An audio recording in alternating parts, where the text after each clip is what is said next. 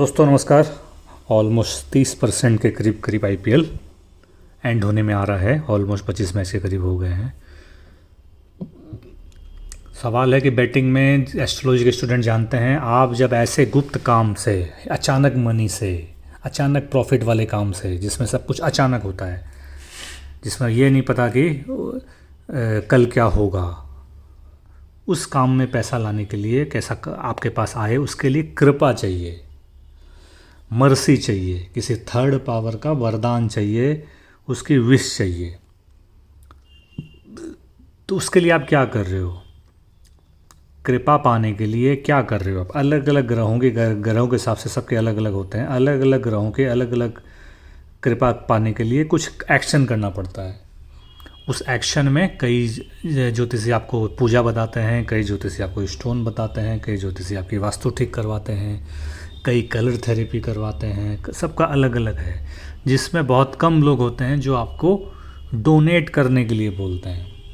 एक ऐसा ग्रह ठीक होता है, अगर आपका कलयुग में सबसे इम्पोर्टेंट चीज़ क्या है, आपकी किसी भी इंसान के कलयुग में सबसे इम्पोर्टेंट चीज़ है उसका धन, उसका मनी, उसका पैसा। उस पैसे को अगर आप किसी को देते हो, मतलब छोड़ते हो, तो वो वहाँ आपको कृपा बरसने का कार्यक्रम शुरू हो जाता है।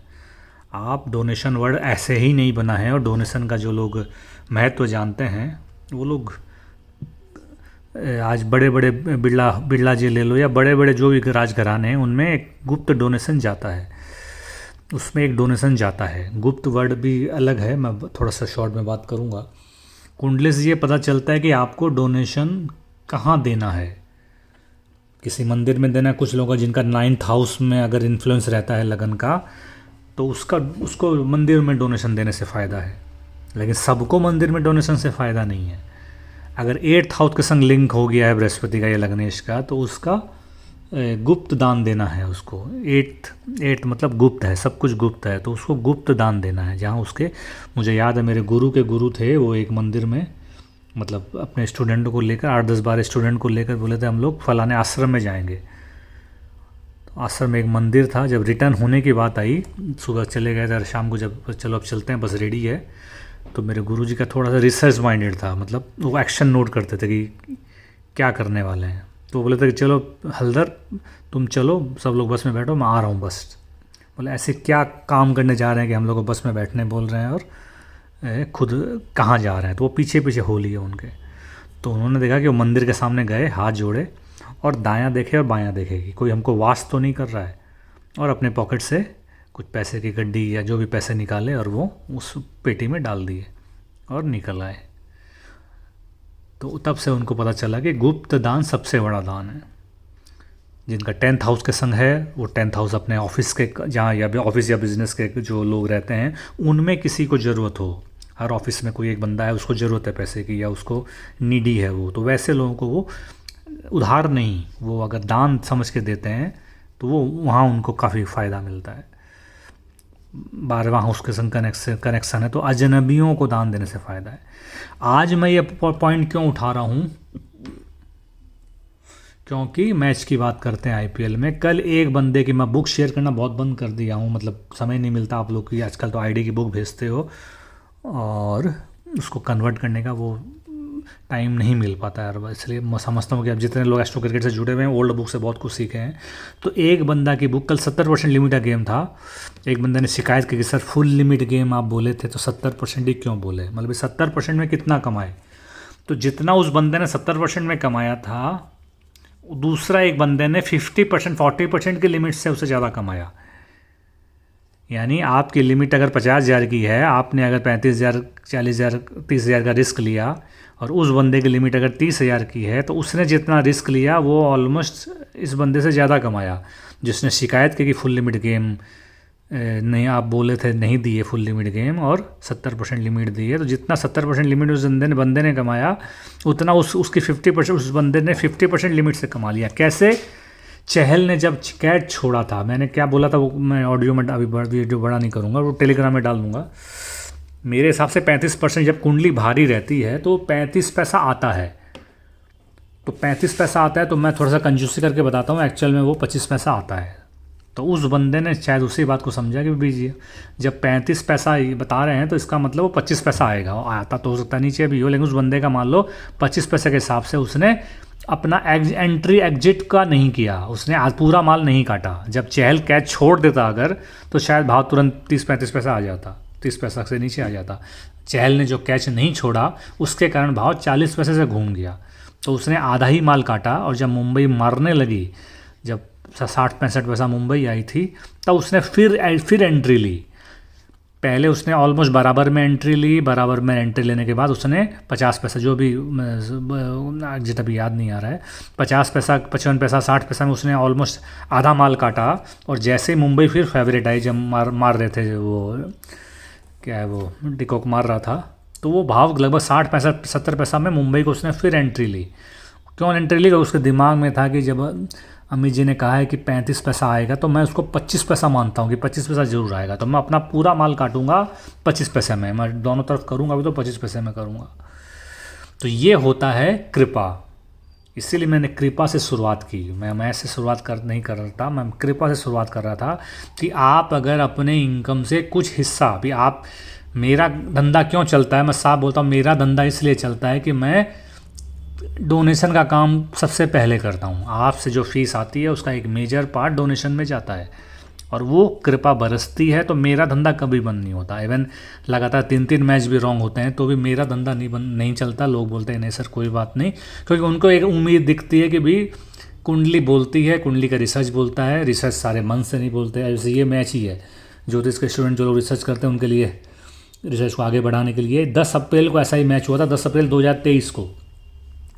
कल के मैच से अगर को तुलना करें, कल ये मुंबई और पंजाब का जो मैच था, ये मैंने क्यों बोल दिया 70% मैच, ऐसा कई मैच हुए हैं, लेकिन मैं जो सबसे लास्ट आईपीएल का मैच हुआ था उसके बारे में आपको डाटा दे रहा हूँ। 10 अप्रैल 2023 को आरसीबी ने बनाया था 212 रन और लखनऊ ने 213 रन, 9 विकेट, मतलब 1 विकेट से मैच जीत लिया था। बेंगलुरु में मैच हुआ था ये। तो कल भी ऑलमोस्ट 200 रन बनता, लेकिन देखो फिक्सर कैसे सेटिंग करता है, आपको फिक्सर को समझना है। कुंडली और फिक्सर को देखते हुए आपको मैच की लिमिट डिसाइड करनी है। ये 100% लिमिट गेम था, 100% लिमिट बोला जा सकता था, लेकिन फिक्सर ने क्या किया, अगर देखो अगर ये नेचुरल गेम होता तो कम से कम 230 रन मुंबई बनाती, कम से कम। ये बात मैं पहले भी बोल चुका हूँ कि अगर खिलाड़ियों को फ्री कर दिया जाए कि आपको कोई बाउंडेशन नहीं है, आप अपना नेचुरल गेम खेलो, तो शायद हर मैच में ही 230, 40, 50 रन बने। क्यों? सब बैट को मारना है, बैट को घुमाना है। बॉल कितनी देर टिकेगी? 3 फुट का बॉल है बैट के सामने, 3 इंच की गेंद कितनी देर टिकेगी? लेकिन फिक्सर ऐसा करेगा तो सेशन लगाई वालों का दिन आ जाएगा। पेमेंट, बुक की पेमेंट करते करते लगाई वाले हर भाव में लगाएंगे तो वो कहाँ से देगा पैसा। इसीलिए अगर हर मैच कोई लो स्कोर करवा देगा तो भी फिर खाई वालों का दिन आ जाएगा। इसीलिए उसको बैलेंस रखना है। तो बैलेंस रखने के लिए उसका एक स्ट्रेटजी है कि भैया पूरी दुनिया 200 रन तो लगाएगी। मुंबई के पिच में, मुंबई का ग्राउंड में लास्ट ट्रैक रिकॉर्ड और मुंबई का जो रिकॉर्ड है उसके हिसाब से 200 रन तो बनता ही बनता है। तो जो लोग लंबी पारी शुरू में ही लगा देते हैं या शुरू होने के बाद लंबी पारी आती है तो 200 रन, 205 रन, जब डिकॉक मार रहा था तो 205, 10, 15 शायद चला गया होगा, मैं ध्यान नहीं दिया। तो उन सब को सेशन को फेल करवाना है। लगातार बुक्की 2-3 मैच ऐसा देगा। तो मैं किसी को भी सेशन करने नहीं बोलता हूँ, लेकिन आपको कम से कम जिस ग्राउंड में, जिस मैदान में आप हो, जिस खेल में आप हो, उस खेल के सारे दांव पैच आपको आने चाहिए।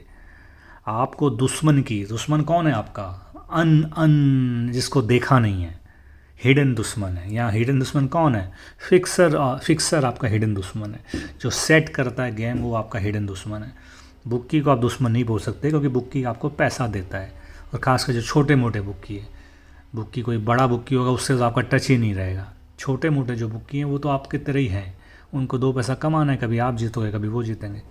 लेकिन जो सेटर है, जो फिक्सर है, जो हिडन ताकत है, हिडन ताकत किससे देखते हैं? अष्टम स्थान से।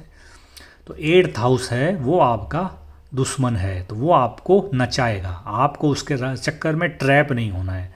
राहु का टाइम, ये मैच ही सारे राहु के हैं, ये बात मैं कई बार बोल चुका हूँ। 19:30 पर गेम होता है। 19:30 पर अगर करते हो तो 1 + 9 इक्वल टू +3, यानी 9 10 9 1 10 3 13, 4 नंबर आ गया। 4 नंबर राहु का होता है, तो मैच का टाइम ही राहु में शुरू हो रहा है।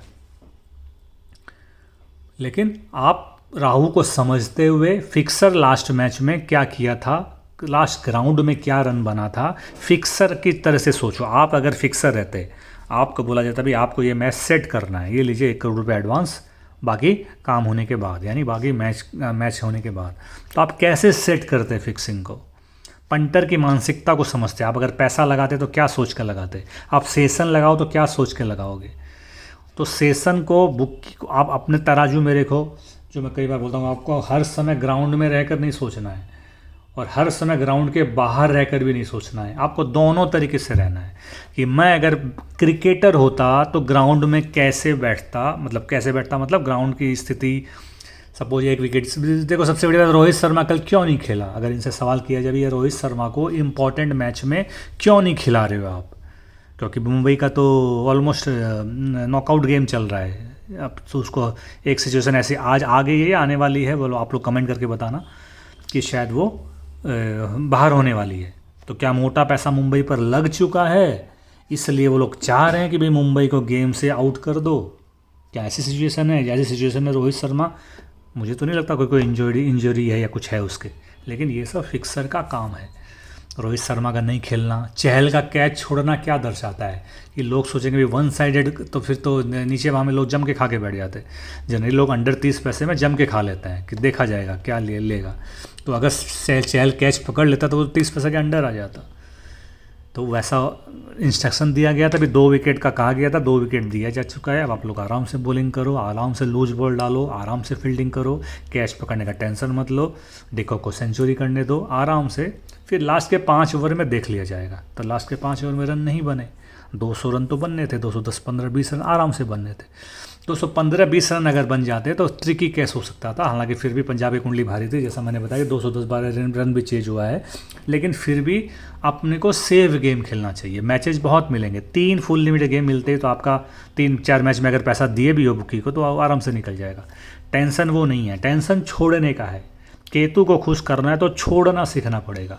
राहु तो पकड़वाएगा आपसे, राहु तो चाहेगा हर मैच में आप बैटिंग करो, हर मैच में नहीं, राहु तो चाहता कि हर सेशन आप बैटिंग करो, हर सेशन आप प्ले करो, हर सेशन में आप लगाओ। तो राहु लपकता है, क्योंकि ज्योतिष के स्टूडेंट को पता है राहु का सर है, केतु की बॉडी है।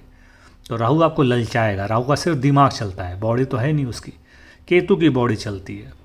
तो केतु जिस ग्रह के साथ रहता है उसकी बॉडी उसका सर ले लेता है। अगर बुद्धिमान आदमी का सर आपके पास आ गया तो क्या होगा? आप बुद्धिमानी से बात करोगे।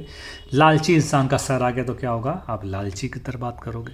मंगल अगर किस केतु का सर ले लेता है और मंगल नेगेटिव है तो ऐसे लोग रेप कर लेते हैं। खैर वो अलग टॉपिक हो जाएगा। तो कहने का मतलब ये है कि आपको कुंडली समझना है, डाटा ओल्ड डाटा के अनुसार समझना है, भृगु ज्योतिष को फॉलो करना है। भृगु जी को कृपा मिली थी कि भैया मैं मेहनत करके ज्योतिषी बना दूंगा। मेरे पास भले ही बहुत ज़्यादा दिमाग नहीं रहे, लेकिन फ्यूचर में जो बंदा सिर्फ मेहनत करके बोलेगा कि मैं मेहनती हूँ, तो मैं इतने डाटा, इतनी कुंडली का रिसर्च आपके सामने रख जाऊँगा। 10,000 कुंडली का सपोज रिसर्च किया गया भृगु ज्योतिष जी के थ्रू।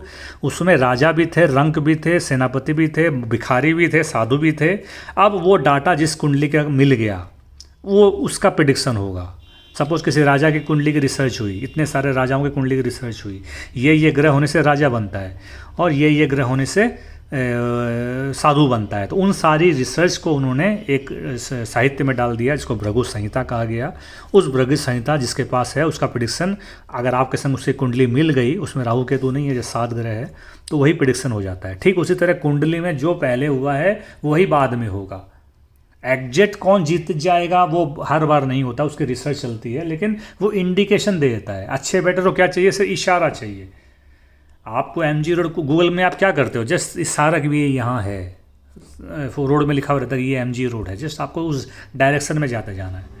तो आपको क्रिकेट पेंटर को और ज्योतिषी को दोनों को एक इशारा मिलना इनफ है, उसमें आपको आपके संग कृपा बरसेगी तो आप पैसे कमा लोगे। आपको किसी नौकरी के भरोसे जीवन नहीं भी चले, आपको नौकरी नहीं भी मिले तो भी कम से कम आप यहाँ पर लालच नहीं करोगे। राहु को अगर आपने साध लिया, कंट्रोल कर लिया कि भैया एक मैच में 3 5 10 हज़ार रुपया बहुत होता है, मैं अगर नौकरी करता तो मुझे कितना रुपया मिलता, इस बात को सोचते हुए अपनी इनिंग आखाते जाने वाली है। अक्षय तृतीया बहुत इंपॉर्टेंट दिन होता है, उस दिन थोड़ा सा दान करिए, थोड़ा सा अपने पॉकेट से निकालिए, हल्का महसूस करिए, देखिए कितना गुना आपके पास रिटर्न आता है।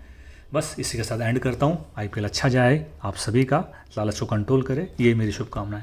Thank you, take care, bye. कुछ सवाल है आपके तो आप वीडियो में डाल सकते हो। एक बंदे का सवाल आ रहा है, उसका मैं अलग से वीडियो बनाऊंगा उसके। Thank you, take care, bye.